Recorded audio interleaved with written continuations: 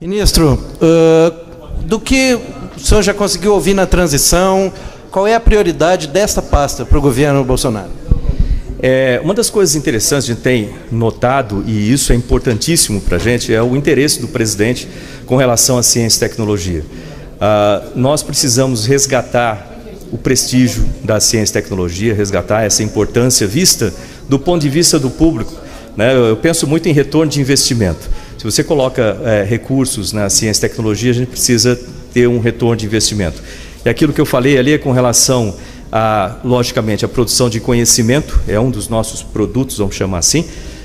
Além disso, a produção de riquezas para o país através de novas empresas, startups, melhoria de produtos, melhoria de serviços através da tecnologia, assim como também a contribuir com a qualidade de vida. Então, como eu falei, a tecnologia ela está envolvida, de certa forma, ela está na base, junto com saúde, junto com a segurança, basicamente em todas as áreas, né, agricultura, etc. Então, esse tipo de contribuição, eu acho que o público tem que sentir, né, a importância da ciência e tecnologia como elemento estratégico para o país. Ministro, tem certas pesquisas que o rendimento vem a 30, 40 anos após aquela pesquisa. Esse tipo de investimento também vai ocorrer? Sim, você tem que pensar. Não, você tem que ver que pesquisa básica ela é essencial, né? Você nunca pode deixar a pesquisa básica de lado, como vamos chamando de pesquisa básica, esse tipo de pesquisa assim. Por quê? Pensa bem. Primeiro é que a junção de conhecimento, isso é produção de conhecimento, a junção de conhecimentos pode gerar algum tipo de tecnologia, algum tipo de inovação disruptiva, por exemplo. Né? Então, a formação de conhecimento, isso aí é essencial, a gente não pode nunca deixar de lado esse tipo de coisa. Do ministro Kassab, lhe passou alguma agenda premente do Ministério, algum tema que esteja assim, de decisão imediata? Eu tenho conversado com ele já há algum tempo, ele tem deixado o Ministério numa situação administrativamente positiva.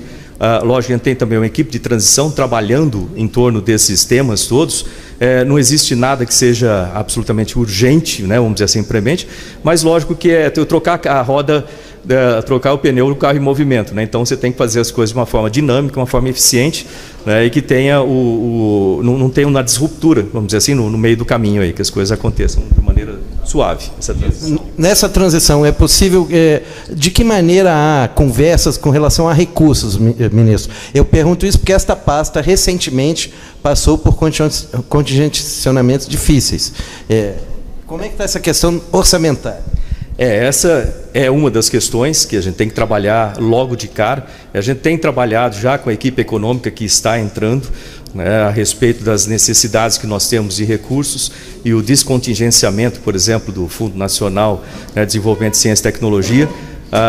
É um trabalho contínuo, ele não é uma vez e acabou, é tipo pregação de segurança de voo, né? Você tem que fazer o tempo todo. E também o fato de você mostrar resultados do Ministério, isso ajuda também a você pleitear mais fundos, né, para esses projetos. Então, tudo isso tem sido feito e todo esse esforço em se ter retorno de investimento faz parte também em que você tem uma ciência e tecnologia mais forte, e mais forte significa com projetos que sejam mais efetivos, né, naqueles 3 fatores que eu falei, de conhecimento, riqueza e qualidade de vida, e que isso seja percebido pela população e também pelos políticos, né, que estão lá no Congresso, que aprovam o nosso orçamento. Ministro, ontem... Essa parte de privatização das estatais tem sido tratado pelo Paulo Guedes, com a equipe dele, né? Nós temos uma análise, né, sendo feita com as nossas empresas. Agora, tudo isso vai ter que ser conversado com ele, vamos dizer assim, ele que tem mais a fala sobre isso e mais condições, até eu diria, para falar sobre isso por causa da própria equipe econômica. O senhor manteria Correios, Telebrás, essas empresas? Olha, eu penso muito em termos de eficiência. O que acontece é que a gente precisa, através da equipe do Paulo Guedes, né, conversar sobre isso, e tem o peso da economia, o peso da utilidade pública, né, o peso da eficiência dentro disso.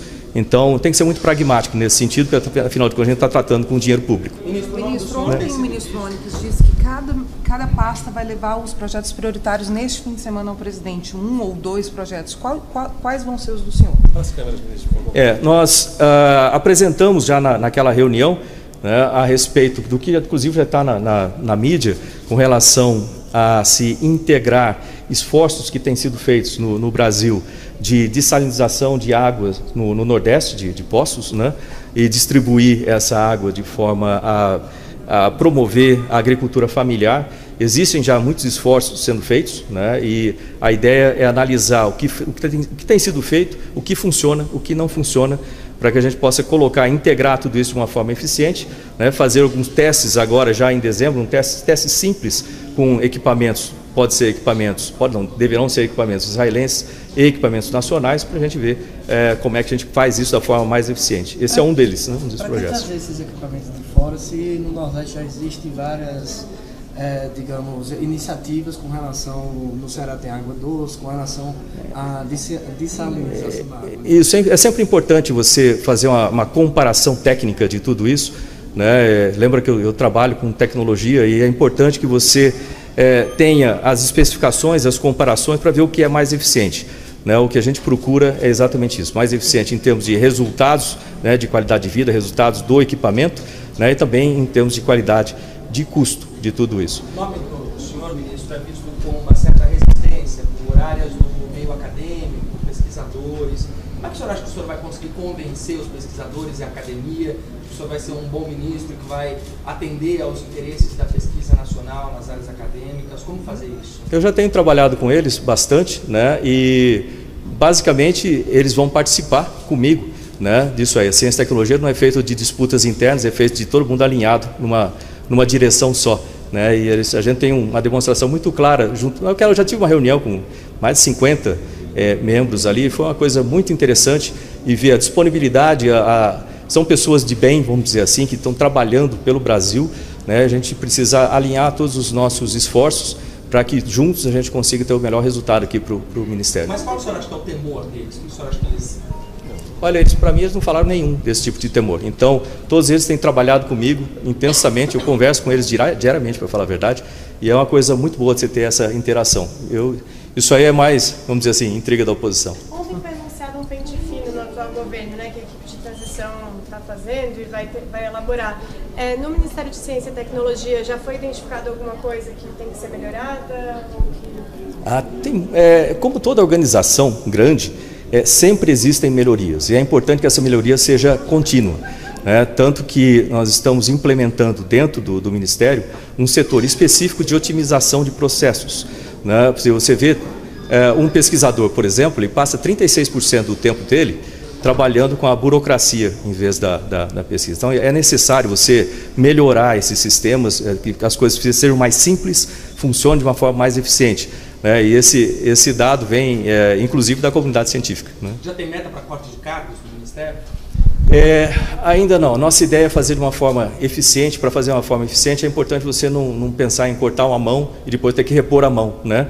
Então a gente vai fazer primeiro a gente não pretende mudar muita coisa, fazer de uma forma gradual, uma forma otimizada. Para isso que existe também esse setor de otimização, né? Para que a gente tenha processos mais otimizados. Avaliação, é importante a gente ter esse retorno também, a performance é importante, né? De forma que a gente tenha, no final do primeiro ano, por exemplo, já uma organização mais eficiente. Vai ser perfeita? Não existe nada perfeito nisso, mas a gente tem que trabalhar continuamente nessa otimização. Inclusive com extinção de cargos comissionados? Isso faz parte do processo, né? Faz parte do processo. Só não tem um número ainda? Não, ainda não. Existe uma meta de 30%, né? Só que ainda isso, por enquanto, é uma meta geral que o governo colocou. A gente pretende trabalhar para que as coisas sejam feitas da forma mais eficiente. Não adianta você fazer uma série de cortes que depois você não tem o resultado adequado. Da mesma forma que não adianta você trabalhar com um número exagerado de pessoas sem ter o resultado adequado. Para isso que serve a otimização. Obrigado.